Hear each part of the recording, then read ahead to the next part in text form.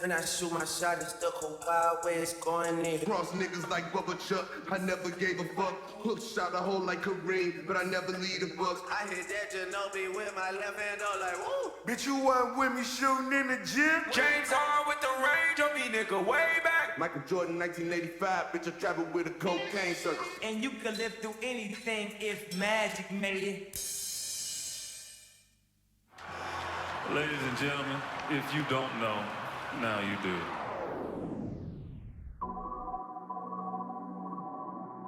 What up, my fellow NBA lovers? This is your guy, Marcellus Ease.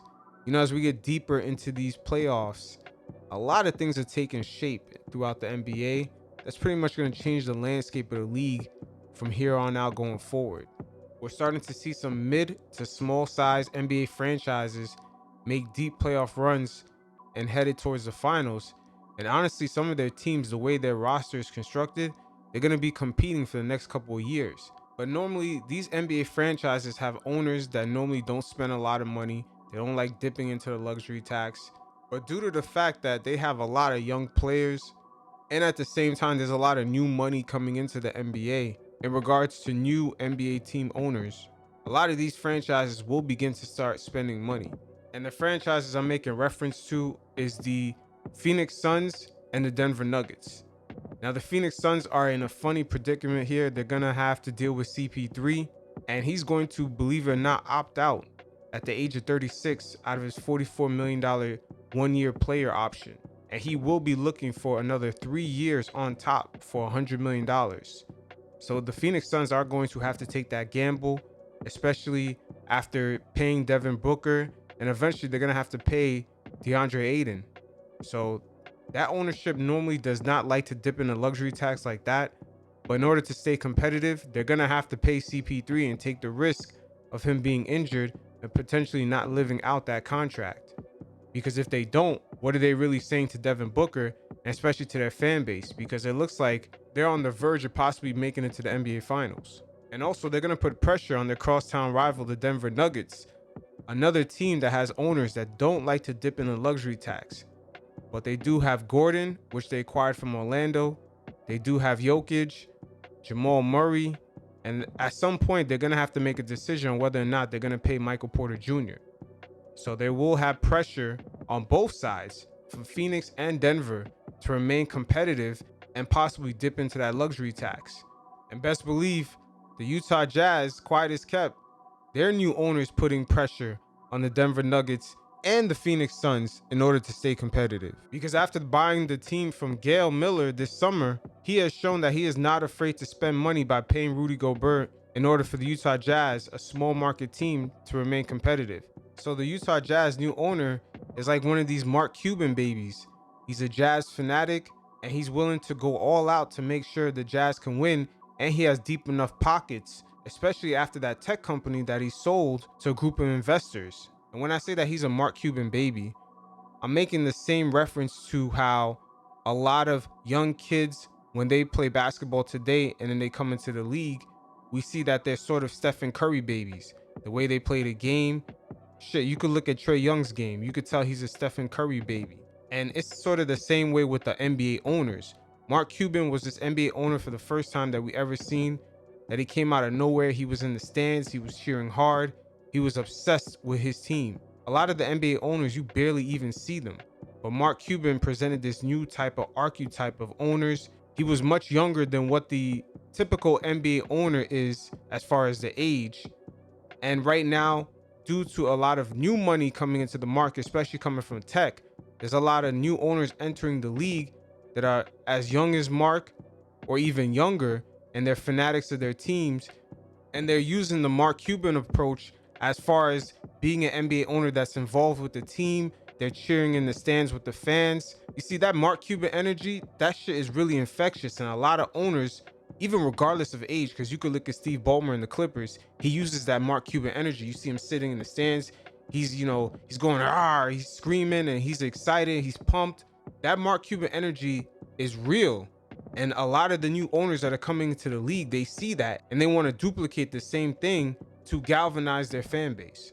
So going back to the initial point, there's a new crop of NBA ownership that's coming into the league. One, coming from new money, and two, they're coming with the approach of sort of spending money like a fan would on building their teams. So they're not scared of dipping into that luxury tax. And it's not just the mid-size market teams that this is going to affect. We have even small market teams like the Memphis Grizzlies who have a young tech owner, and he does have the financial backing to dip into that luxury tax, even though the Memphis Grizzlies are run like a mom and pop franchise. I'm telling you, when Gail Miller had sold the Utah Jazz this summer, it kind of began to signal the changing of the guard of a style of NBA owner. You know, the let's not spend a lot of money type of owner. They're using their team as a cash flow, and they're very scared to dip into the luxury tax. Those type of owners eventually cannot compete in the league, because you're even going to have small market teams with new NBA owners, especially coming from tech, and they're going to be willing to dip into the tax. So how are those franchises going to compete? An example of a franchise I'm going to give you is the Indiana Pacers. Their ownership does not like spending money at all. Their business model is just to stay competitive. And I'll put a link in the description below. Paul George actually said this out of his own mouth, because the Pacers had a chance to get Anthony Davis and they declined, because pretty much from what Paul George said is that the Pacers' responsibility with the city was just to keep the team competitive. That was their whole business model. So NBA owners that kind of take that approach, eventually with all this new money moving into the league, it's going to put pressure on those owners to spend money, aka the Pacers, aka in the next few years, we'll see the Denver Nuggets, and this summer the Phoenix Suns. They're going to be under pressure to spend money. So this will have a trickle-down effect. And some of these owners probably will end up selling the team like Gail Miller did, even though she and her husband ran the Utah Jazz very successfully for 30 years, operating as a mom and pop. But they kept that team very competitive. But that sort of approach is going to have to change, because there's a lot of new money coming to the league, and these guys are spending money like real fanatics of the team. Now here's something I've been looking at for a while now. It's the NBA buyout market, particularly when it comes to players that used to perform at a max level. Players like Andre Drummond recently, Blake Griffin, Josh Smith, DeMarcus Cousins, as to now being a minimal contract salary guy. Now, some of the players I named do have injury issues, but in the case of Andre Drummond, he's still young, he's still in his prime. It's going to be very interesting this offseason to see what deal the Lakers give him, because he'll be the first player in a long time to get bought out and then play for a minimum salary and then receive a contract offer for somewhere back to his original value or his present market value. Because a lot of these guys, low key, I'm not sure they're realizing once they accept that minimal contract, there's something going around with a bunch of the executives around the league. They're sort of gonna lowball these guys after, and they're pretty much battling each other to see who can lowball the player the most. Let's say if they normally could start out at 20 million a year, they would just start out at like 5-6 million a year, and then the highest it would go is possibly 6.5 or 7.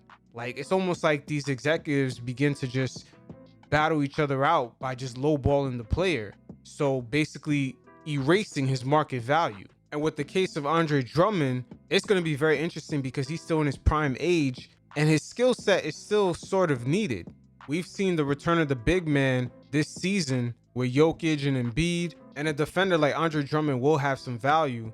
But one thing I see that's already playing out is that he joined the Lakers because Rob Pelinka promised him to start, but then during the playoffs, as you've seen, he didn't really start sometimes, and sometimes even Montrezl Harrell was his backup. So there's a little issue going on over there, but at the same time, he is in his prime years. So I'm curious to see if he's the first player in a long time to come out of that rabbit hole of just being that guy that got bought out and then accepting a minimal contract and then eventually earn something back to his market value. Because keep in mind, we already seen the league kind of transform in the past couple of years where a lot of these NBA executives, they do not even want to pay the vet minimum on some of these veteran players. So they rather get 2 or 3 younger guys. So I'm wondering if something similar is sort of playing out where these guys get bought out and all of a sudden every executive kind of labels them the minimal contract guy, especially if they tend to accept that, trying to chase championships. they sort of become that now.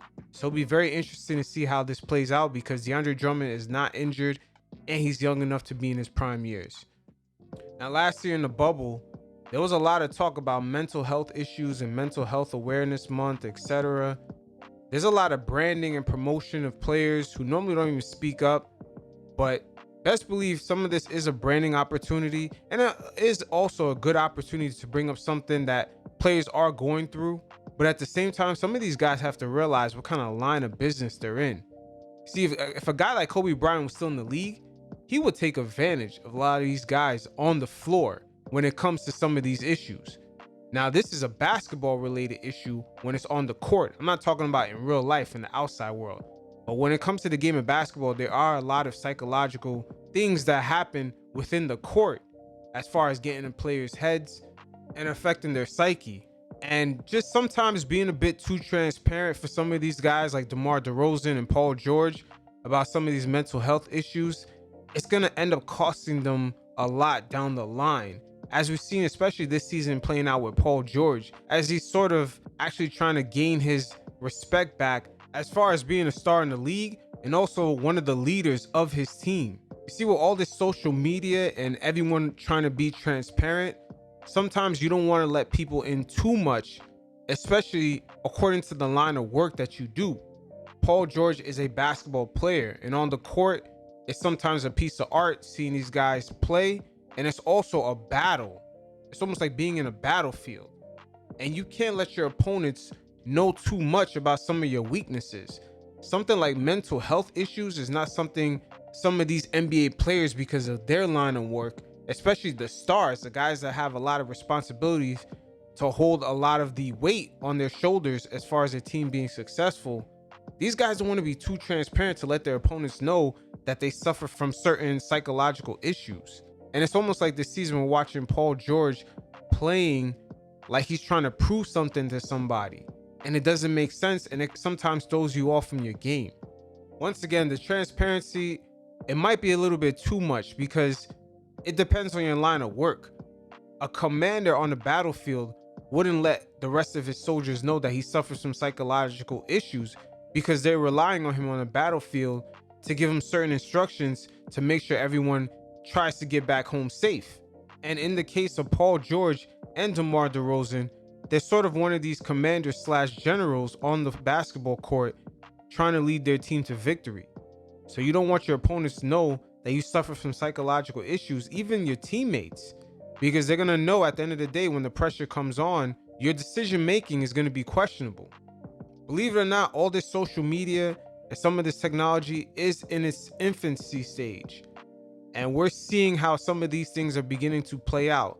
Some of these guys want to refrain from being too transparent and too open, because watching these guys in real time suffer through some of the trials and tribulations because of some of these things is our first sort of field test to see how some of these things are going to play out. And a lot of these players will have to watch their back with the media involving some of these situations, because some of these issues like mental health issues and everyone being woke, a lot of these things the media use it as a way of branding.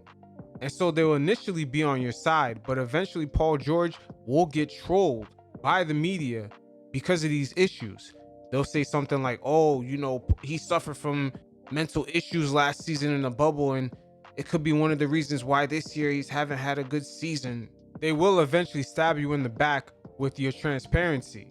So a lot of these players that already have a lot of issues with the media, especially the way the league is being covered, they might want to dial it back a bit due to their line of work.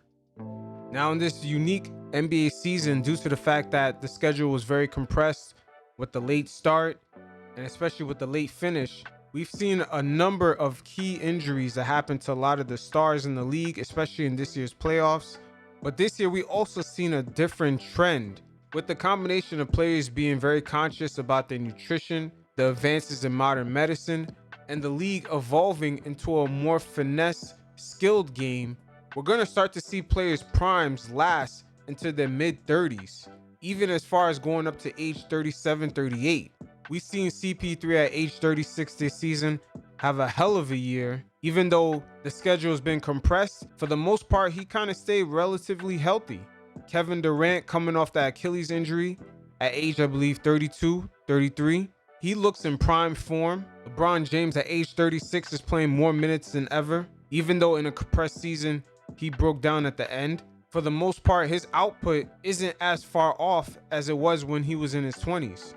And James Harden, for all the minutes he's played in the past few seasons and all the usage he takes up at age 31, there's still not really much of a drop off, even though for the most part this season he was out of shape. But relatively, if he stays in shape, he should continue to have the same output because he's not taking as many bumps, especially in the past 7 years, due to the fact that the league made some of the rule changes. And most importantly, Stephen Curry, my God, he probably had one of his best seasons at age 33. And we've seen him for the most part this season, for the first time in a long time, be relatively healthy. Once again, the league has changed the rules in which the game now is more skilled and it's more finesse. Guys don't have to take the ball to the rack as much. They don't have to get bumped and bruised like the early 2000s. But all the players I just named are in a group as part of the first wave of players that sort of in the middle of their careers, the league transitioned to being a more skilled game and a finesse game. And this is part of the first wave of players that are going to see their prime years last a little bit longer. But the players that come after them, the players in Michael Porter Jr.'s class, the Jamal Murray class, the Luka Doncic class, those players may see their prime years last even longer due to the fact that by the time they were already drafted into the league already made those transitions. So initially, their rookie year, the league was already a 3-point shooting league, a skilled game. The guys didn't have to go to the rack as much, so their prime years definitely might last a lot longer than their previous predecessors. Speaking of rule changes for the 2021 to 2022 season, the league has finally now limit the type of non-basketball moves that are going to draw fouls. And the moves I'm making reference to is guys kicking out their legs, sort of like a lot of the moves that James Harden does when he takes the ball to the rack. Trae Young, a lot of the stopping, bumping into guys or jumping backwards. A lot of that's going to stop. That's going to be an offensive foul now. If it's not a basketball move where you're dribbling, if you jump sideways into a guy or you jump forward into a guy, a lot of those plays will be offensive fouls now. And this is a beautiful thing because now it speeds up the game. There's less fouls because it's already bad with all these replay reviews. And then you add all these ticky-tack, I'm going to jump into you fouls. It slows down the game. It makes for a bad television product and a viewing product in the arenas. So this is a good job by the league. They're going to start implementing this stuff in this year's summer league. And then the players have the whole offseason to make their adjustments. So it'll be very interesting to see how James Harden implements some of this into his game. And same thing for players like Trae Young, who a lot of these guys, they live off of these moves. And they're able to add about 5 to 6 points extra into their total scores every single game. So it'll be very interesting to see how these guys maneuver and possibly find new ways to actually add on extra points to their averages. But let's keep this in mind. These NBA games are actual entertainment product. And it's beautiful to see Adam Silver. He keeps tweaking and trying to figure out what makes for a great entertaining product, just like how the NFL does it. The NFL has tweaked their product so well that's actually almost too perfect on TV versus going to the actual games. And once again, it's good to see that Adam Silver is making the necessary adjustments because a lot of these NBA games, especially this particular season, they're taking way too long to end. Once we hit under 2 minutes, it's like the games have another 45 minutes left. So this will be a great adjustment, and I expect more tweaks here and there, especially with these coaching challenges. Last but not least, I want to talk about Brad Stevens being anointed as a good head coach a little bit too early on, but yet still getting a promotion with Danny Ainge announcing his retirement. And also, we're going to talk about Danny Ainge. What is he going to be remembered for? As he played it safe for most of his 18 years in the Boston Celtics front office. And without his Hall of Fame teammate Kevin McHale bailing him out with that Kevin Garnett trade in 2007, what exactly would he be remembered for? As first, I'm going to start off with Mr. Plays Safe Danny Ainge. As for most of his career in Boston, especially in the front office role, he played it a bit too safe and he didn't really leave a lot of breathing room for Brad Stevens, as Brad could not manage all the personalities he got, particularly from all the young draft picks that Boston was hoarding. Now, Danny Ainge's big break came in 2007 after the Boston Celtics finished with one of the worst records in the league. He kind of bailed them out with that Kevin Garnett trade, in which the T-Wolves pretty much got nothing back for. They just got a bunch of names: Ryan Gomes, Gerald Green, Sebastian Telfair, Theo Ratliff, Al Jefferson, which Al Jefferson is probably their best piece, but he didn't even last that long on that team. And eventually, they traded 2 first-round picks also, which were Johnny Flynn and Wayne Ellington. And pretty much the Celtics were able to get Garnett, and they were able to also get Ray Allen in a separate deal, and they were able to win the championship next year. So this is pretty much the highlight of Danny Ainge's career. And once again, Danny Ainge definitely had a connection to Kevin McHale, as they both won championships in Boston in their playing days. And best believe Garnett did not want to sign an extension with Boston, but eventually he was convinced to do so. But I'm surprised a lot more people don't question this trade, because Kevin McHale had a history of doing shady deals while he was a general manager down in Minnesota. In 1999, he was able to pry away the 1995 first overall draft pick Joe Smith from the Golden State Warriors. He was able to get him away from there and sign him to a 1-year deal for $1.7 million.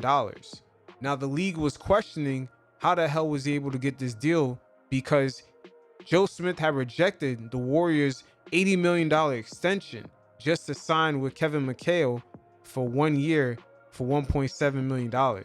And it come to find out that they did an under the deal table, in which the league ended up taking away Minnesota's 2001, 2002, and 2004's draft picks. So at the end of the day, the Minnesota Timberwolves gave away Kevin Garnett, which is a Ferrari, for a bunch of sedans, and 2 draft picks that ended up being 2 more sedans, which nobody questioned at all. But for Danny Ainge, this was a blessing in disguise, and he was able to win a ring in 2008 with KG, Paul Pierce, and Ray Allen. After that, Danny Ainge was able to strike lightning twice, because he was able to get Kyrie Irving from the Cleveland Cavaliers in 2017, and all he had to do was give up a 2nd-round pick and some cash and Isaiah Thomas, which is a player he did not want to re-sign anyway. That was a blessing in disguise, which he couldn't take advantage of anyway, because Gordon Hayward ended up getting hurt. Kyrie ended up leaving the team for nothing. They did not even go after AD. They did not go after Kawhi Leonard, Jimmy Butler, and Paul George. Danny Ainge played it a little bit too safe. Even guys like Terry Rozier in the earlier years, I believe around 2016, he'd even trade him off to get some sort of asset for him. Same thing for Kyrie, same thing for Gordon Hayward. He didn't put the pressure for these guys to make a decision, and they were allowed to walk off with no asset being returned back to them. And we also got to look at the Al Horford move. That ended up not working out for the Celtics, and they had to sacrifice a draft pick in order to get rid of him. At the end of the day, between 2017 through 2019, the Celtics had a nice combination of young assets and draft picks to make a move to go after someone, but Danny Ainge played it a little bit too safe and had too many young players on this team, which the personalities was clashing with veteran players. And with the Gordon Hayward situation, him being injured and getting paid so much money, they didn't understand why he played so many minutes in some of these lineups. So all these things were going on at once, and he kind of left it for Brad Stevens to kind of manage the personalities, which none of this ended up working out. And when you combine this with the league watching Isaiah Thomas play hurt, and his sister going through that car crash, and him still showing up for the Celtics, but yet getting screwed over when it came time for him to get paid, it didn't really go over too well with other players throughout the league, as far as Boston being a destination, especially due to the fact that Kawhi Leonard did not want to sign an extension, and especially Anthony Davis. Boston had a nice package for him, but he didn't want to go there. And in my personal opinion, I believe the Isaiah Thomas situation left a huge disdain in a lot of players' mouths throughout the league for what Danny Ainge did. So not only were the Celtics not a destination while Ainge was there, but they could not take advantage of LeBron leaving the conference. And then the final nail in the coffin is the Kemba Walker situation not working out. They might have played him when he was still injured instead of waiting for him to fully recover, because they felt pressured, especially last year in the bubble, to have an opportunity to chase that championship. The only difference with that Kemba Walker versus the Isaiah Thomas situation is that Kemba Walker is already locked in and he's going to get his money regardless. So a lot of the mismanagement of the roster and assets left Brad Stevens in an odd predicament, because he got anointed as a good head coach due to the fact that the Celtics got far without Kyrie in 2018. But in 2019, he couldn't quite manage the personalities of so many young guys trying to figure out what they could do and continue their success when the pressure was on for them to get to the same point that they got the year before. So they were kind of having a conflict with Kyrie on who's the better player or who's the alpha in the situation. It seemed like nobody wanted to follow Kyrie, and Kyrie probably wanted more polished guys. So Danny Ainge should have pulled the trigger, perhaps packaged Jaylen Brown or Jason Tatum in a deal to get a more polished player. He had the assets and the picks at the time. I believe he even had the Memphis Grizzlies draft pick. But Brad Stevens definitely got the anointment of being a good head coach a little bit too early, because the Al Horford situation was mismanaged by him and Danny Ainge. And the writing on the wall was Kyrie was not going to stay there. It was obvious that he didn't really fit in with that team and that these guys were bumping heads. So part of a coach's job is also to manage the personnel. And as 2019 and 2020 has come around, we've seen the results of the Celtics getting bounced out in the first round, going to the game 7 with the Raptors last season in the bubble, and then eventually getting knocked out by the Heat when they were actually predicted to be the favorites. And then this season, of course, they've underperformed, especially the situation with Kemba Walker. It's not really been a good fit. But yeah, even though Brad Stevens haven't quite fully proven himself yet as being that good coach that can lead the team deep into the playoffs, into the finals, he's quickly taken out of that role, and now he's supposed to manage personnel, which was something he wasn't even initially good at as being the head coach of the Celtics, particularly when Kyrie was there with all those personalities bumping heads with Jaylen Brown and Jason Tatum. But now he's going to have to manage personnel from an executive role. And I'm wondering how that's going to play out, because he didn't really even prove himself as a head coach. So this is a funny and unique area that Boston is in. Brad Stevens didn't really even get to prove himself as coach, but maybe he has a lot more imagination when it comes to putting a team together than Danny Ainge does. Because once again, Danny Ainge played it a little bit too safe. Year after year, there was way too many opportunities to take a chance on possibly getting Kawhi, Jimmy Butler, Paul George. The list goes on, and yet Danny Ainge didn't really put anything into work. There was more rumors around what the Boston Celtics might do versus us hearing them actually making a push to actually get something done. Shit, you can make the argument they should have made moves to even go after Kyle Lowry, seeing that this Kemba Walker situation wasn't going to work out. It is what it is. It's not like the Celtics would ever say we're firing our Hall of Fame legend Danny Ainge. They pretty much probably came to an agreement and parted ways. That's, in my personal opinion, what happened. But that Kemba Walker situation was pretty much the straw that broke the camel's back. And as we've seen Brad Stevens make his first move in his front office role by getting rid of Kemba Walker, it seems like the Boston Celtics are in a rebuilding mode, and they might not even know it. So it is what it is. Until next time, you guys stay safe. Peace.